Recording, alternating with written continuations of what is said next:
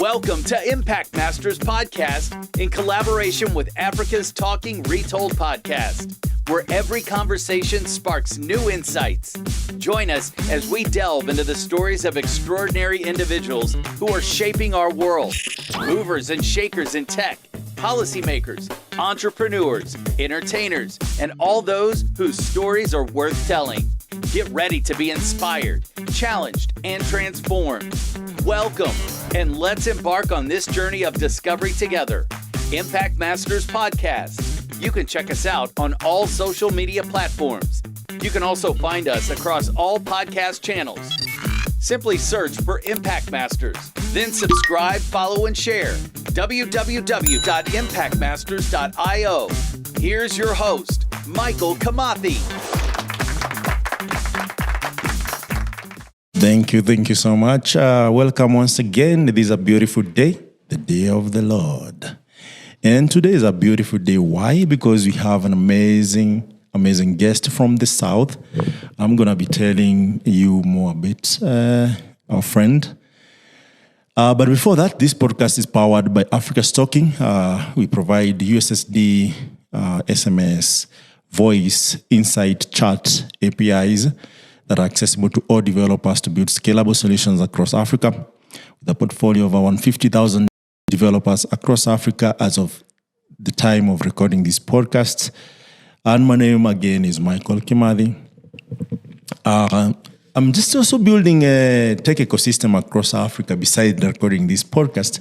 And that's one of the main reasons that we are, hosting movers and shakers in tech across Africa. But besides that, it's also powered by Impact Masters Podcast. We are found in all the podcast channels, including iHeartRadio. You can go there, subscribe, download, support, and see other movers and shakers across the world. Something interesting about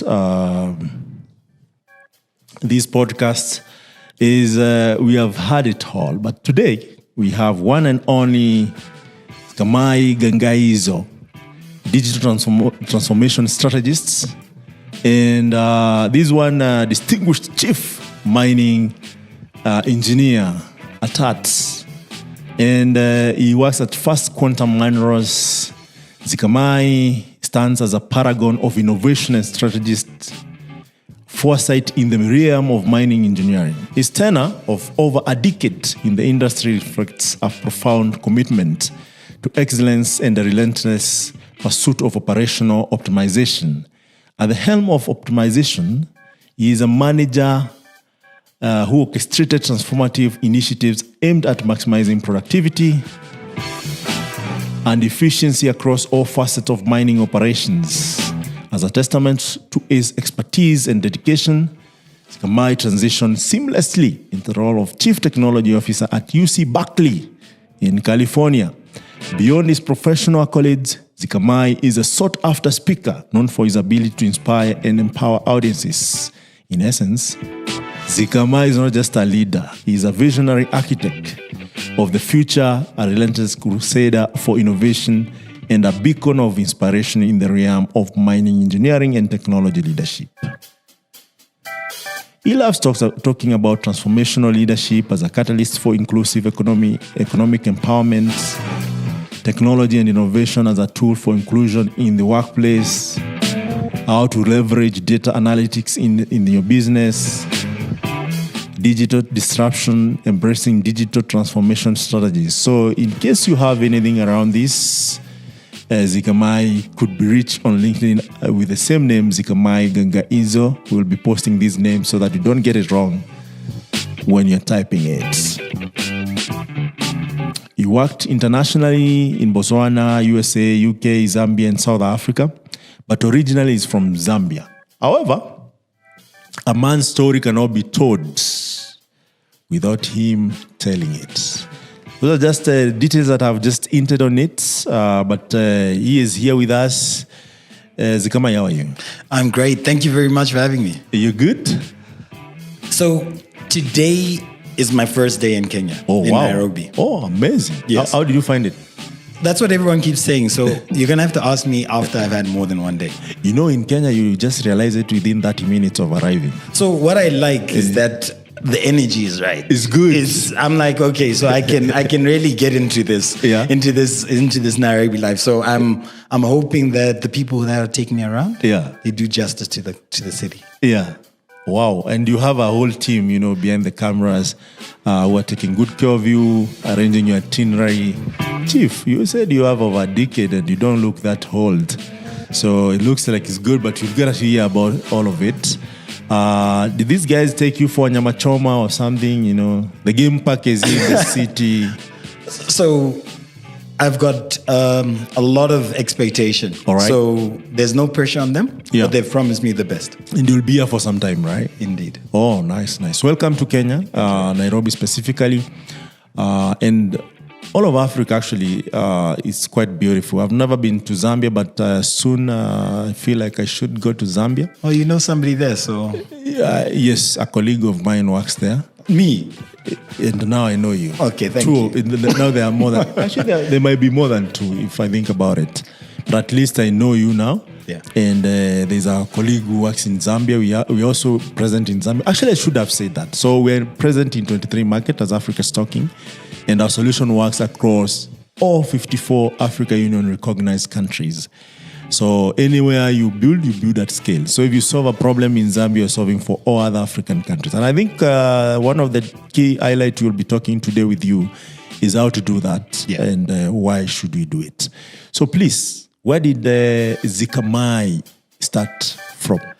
Well, you said that Zambia is where I'm from. Yes. So I was born in Zimbabwe.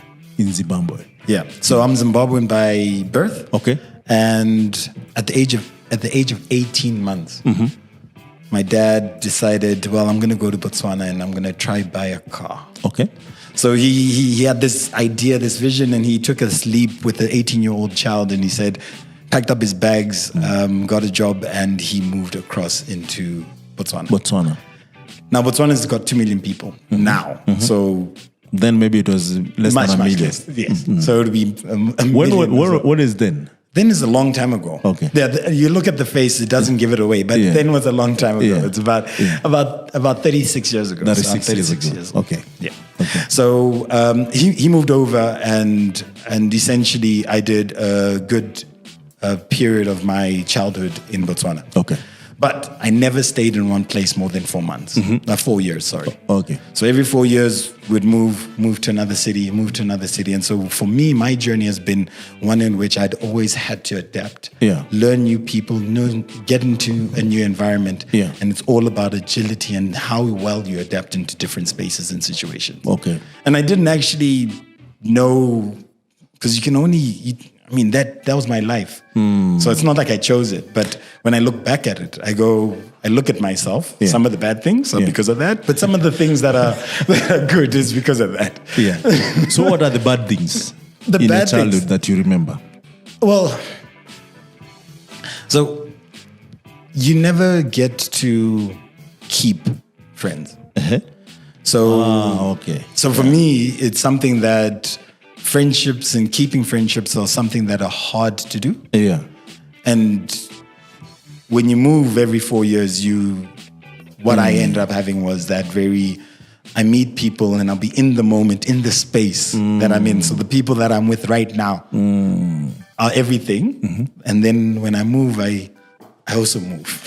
And then I'm with those people that I'm with, and it's very hard for me to maintain very long-time friendship. So that for me is, I would say, is a sad thing and also a bad thing. It makes me look like a horrible friend to some of those people with actual manners.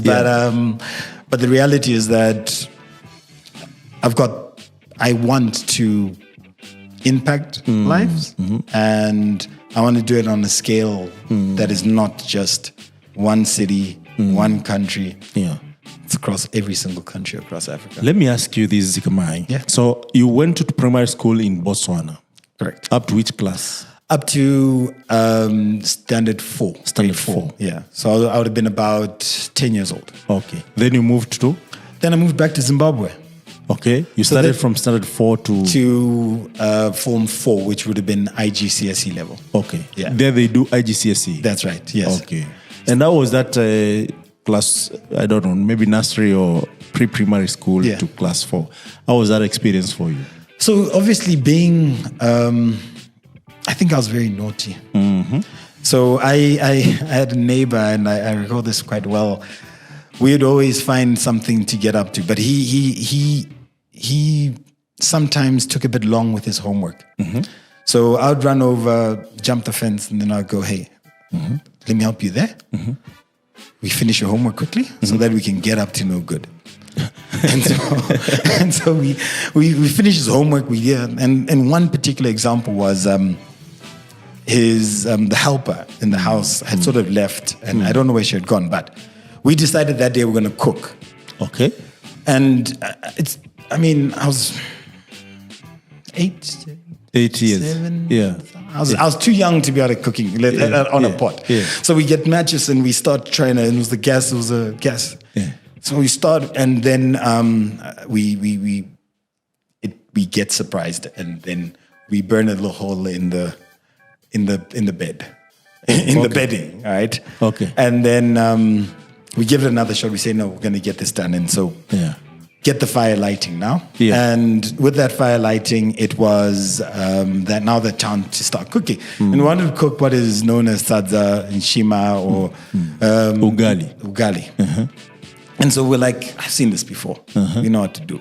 Yeah. Water. Yeah. Water boils. When the water's boiled, we put in the flour. Yeah. So we started, right? And we think, we're on it.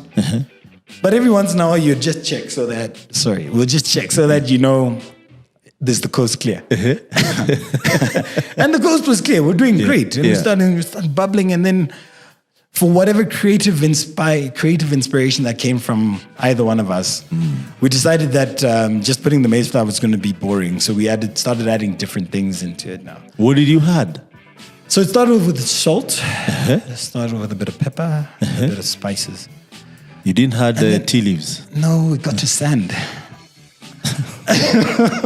and like I said, definitely there had to be some creative inspiration amongst us. We might have discussed, I can't remember the details, but I do believe that creatively we were really trying to push the envelope. So we had some sand into there. And then it ceased to become an injima, as we're calling it. Indeed. And so then suddenly the helper comes back, and in our state of panic, we make a run for it, because as any criminal does, once you find the situation has turned on you, you make a run, you go. So we ran. I was his neighbor, so we ran next door. And in our quest to seek refuge, we found the most convenient place was next door. Yes. So my father comes back home after work, and he beats us properly, because what on earth are we doing in somebody else's room? But you're trying to cook cement. I tried to explain. It didn't really work. But I mean, the thing is, for me, a lot of the things, very curious, very pushing boundaries and limits. Yeah. And if something doesn't make sense, then, well, let's try it out. Let's see what happens. If it breaks, it breaks. If not, then I'll just get beaten for it. That's the worst that can happen. Yeah. So some of those experiences younger were all about getting in trouble. Is there a good one on those experiences? No. Everything was just... Well, maybe I should say it like this. What I remember well is the fact that the bad things didn't turn out the way that I thought they would. And so I'd get So you always started doing the good thing.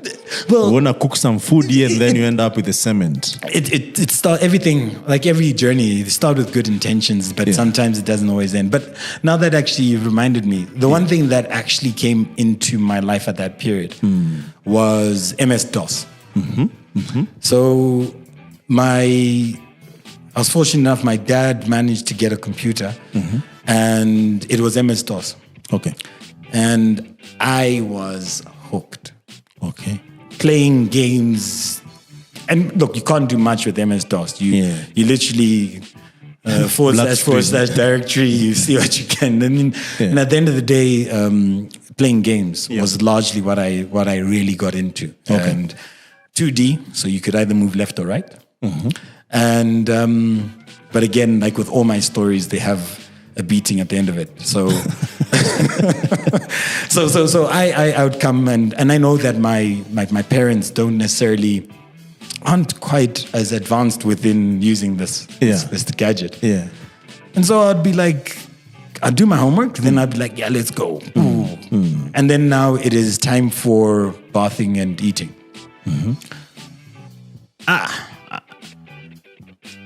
You can switch it off, and then I'll stop. Okay. It was my response. Okay. I did that once. Then I got beaten.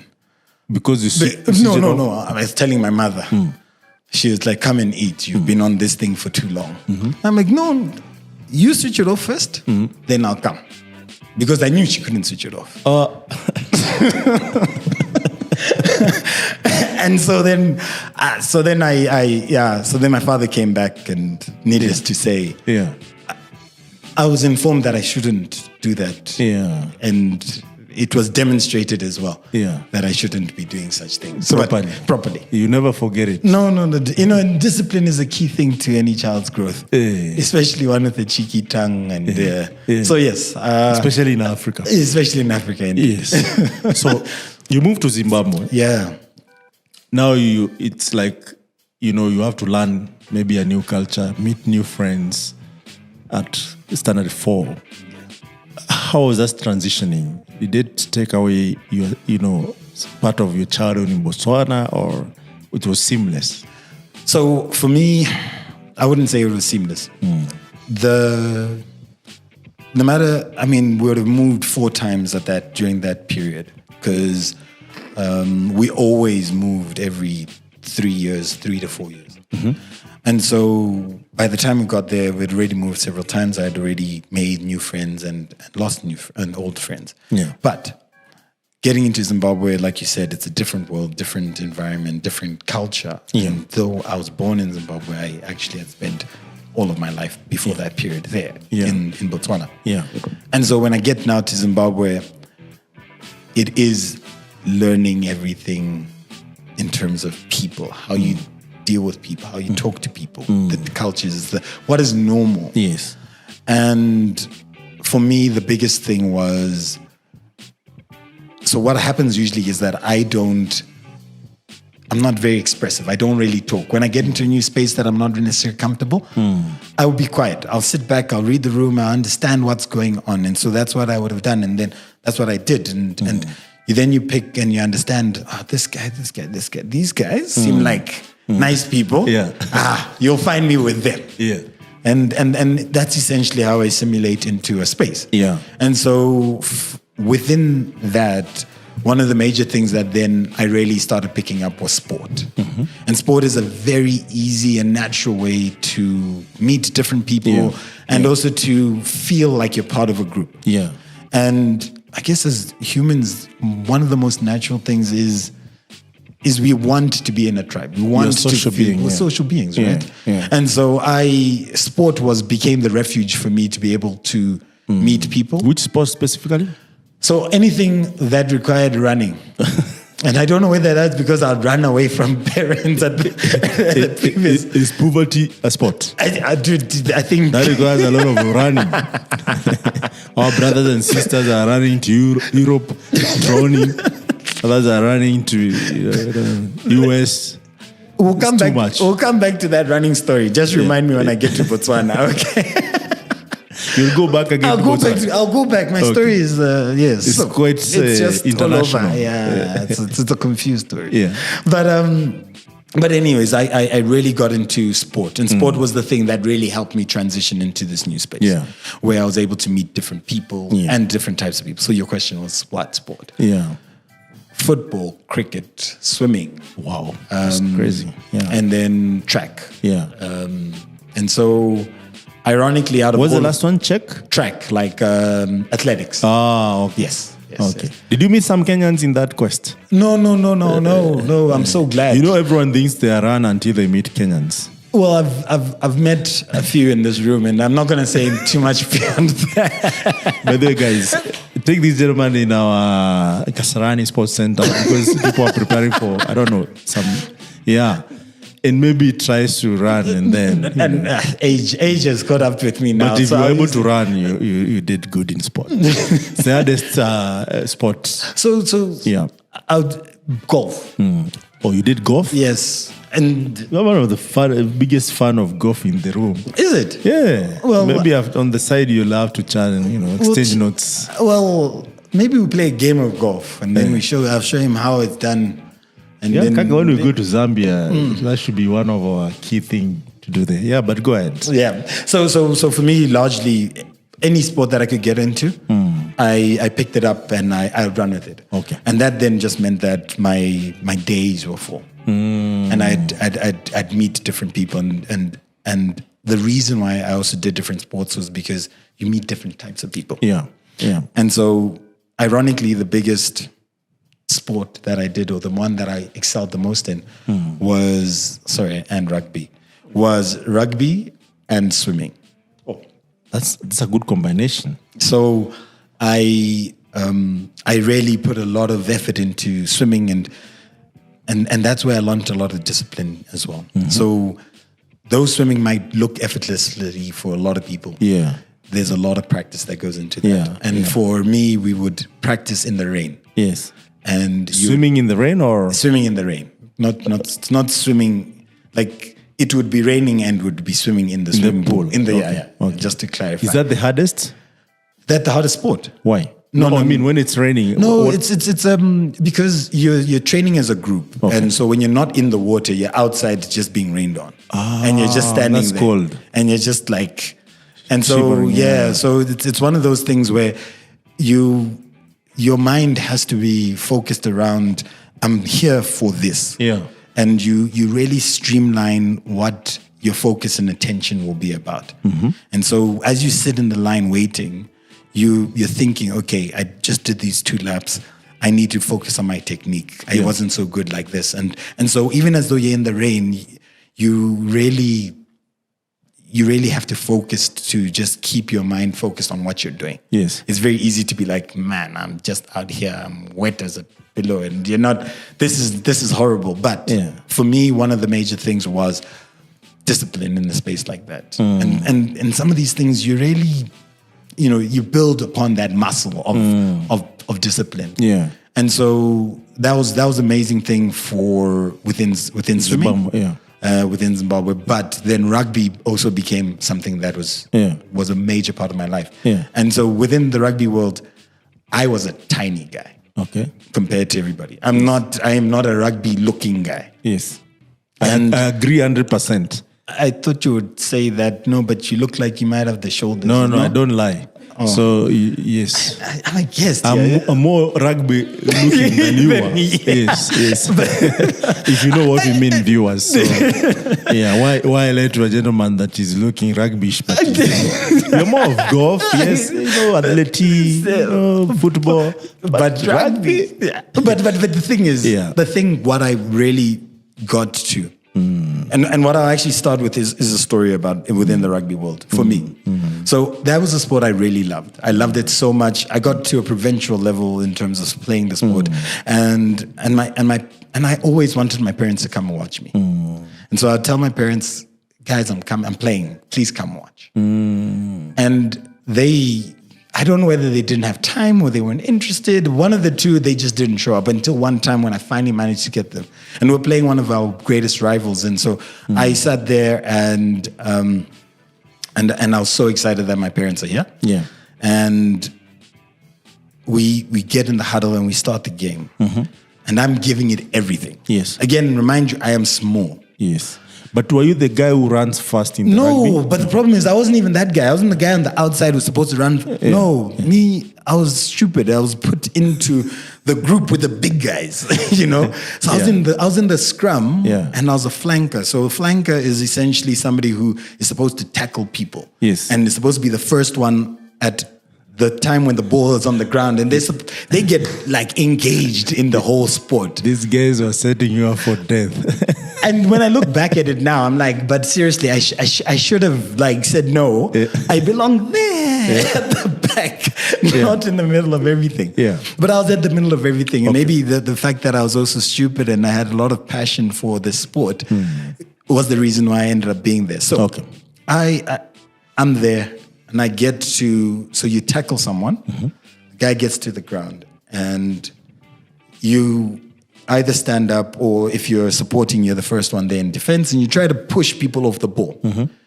Now, I was the first one there and we're playing a really good team and I just look up and I'm like, over the ball and I'm like trying to get the ball and I look up and they're like 4 big guys and they just come and they flatten me. I'm like, yo, this is intense, but this is what I've signed up for. My parents are standing there watching me. Yeah. I'm not going to be a punk. You won't find me like crawling out of the game. Not today, not when my parents came after such a long time. Yeah. So I'm there, I'm on it, and I'm playing my heart out. When I finished the game, because the actual story is not in the game. Yeah. But when I finished the game, I'm like, Mom, Dad, did you see me? And I'm like, smile ear to ear, and I was limping, but I was This fine. After you guys won or lost? No, we won, of course. Okay. Especially for this episode, I will tell you that we won. Yes. And I might at times base my story off of true events, but I've adjusted it for this purpose. For this purpose. You're not sounding like a movie director. Go ahead. No, but we did win, obviously. Yeah. But so I go to my parents. I'm like, Dad, Mom, that was amazing. Did you see me? Did you watch? My mom was like, what the hell was that? I'm like, what do you mean what the hell was that? I was playing, we won, I did those things. Like, you should be like lifting me up and hugging me and being so excited. And she's like, you almost died. You almost died. Yeah. And I'm like, no, I didn't almost die. I'm perfectly fine. Look at me. Yeah. I might be limping a bit and there's a cut on my eye, but it's nothing major. Yeah. And so she was looking at it the whole game from a different perspective, from the perspective of a mom. Yeah. This is my kid. This is my kid. And she was looking at me and like, every time I get hit, she'd be like, oh my word, my son's about to die. Yeah. And my father didn't have any issues. No, he hated it as well. Oh, okay. So they from that moment on, they were lobbying for me to stop playing rugby. Okay. Even though I loved it so much. Yeah. And through the next 3 games, I then said to myself, well, my parents want me to quit. I love this sport. I'm going to go all the way. I'm going all the way. I'm still going to play. Yeah. And for me, one of the most important things to that is I realized that nobody's watching and nobody cares. It's just you. It's me. And it's my journey and it's my decisions. Yeah. And so for me, I carried on playing rugby, not because what I thought initially was to impress my parents. Yeah. But it's because I want to play rugby. Yes. And I want to be what I want to be within the rugby world. Yeah. And so that became something that really stuck with me. Like, I had so much excitement, so much hope that my parents would not accept me, but they'd be so excited as well. But no, that didn't happen. Yeah. And I had to make a decision. The decision was a decision for myself. This is for me. Yeah. This is for me. Yeah. Nobody's watching and nobody really cares. Yeah. And so I should just get on with life, make my decisions and carry on. Yeah. And so within that whole experience, the rugby world, you make lots of friends, you share lots of moments, and you really... It's a gentleman's sport. That's what they call it. Even though it looks chaotic. Yeah. It is a sport that requires a lot of coordination amongst different people and and trust. And trust. Yeah. And with trust, because every player needs to play their part. So that side, you do your thing. I'm this side, I'm doing my thing. And it's going to make sense at the end of it. And then it has to make sense. Yeah. And so for me, a lot of when I started within Zimbabwe was sport. And that helped me transition from Botswana into Zimbabwe. But then I went to boarding school. And my parents then left Zimbabwe, went back to Botswana, but I was boarding. And so I would see my parents 4 times in a year. And that was at the age of 13. You get to boarding school, you think that, this is going to be a different experience. I'm meeting new people. And I really was separate. Like I was independent from my parents at that point. Yeah. And and you start to make friends, and you start to realize the hierarchy of life. And at the end of the day, that became the next part of my journey in terms of development and growth. Nice. When we come back, we'll venture more into this story. But for now, let's take a short break. Quick pause, folks. We're stepping into a brief interlude, but stay tuned, because after the break, we dive deeper into the incredible journey of our guest. Meanwhile, we'd like to send a massive shout out to our sponsors for empowering this exchange of ideas and innovation. We'll be right back on Impact Masters. Subscribe, follow, and share. Check us out at www.impactmasters.io. See you after the break.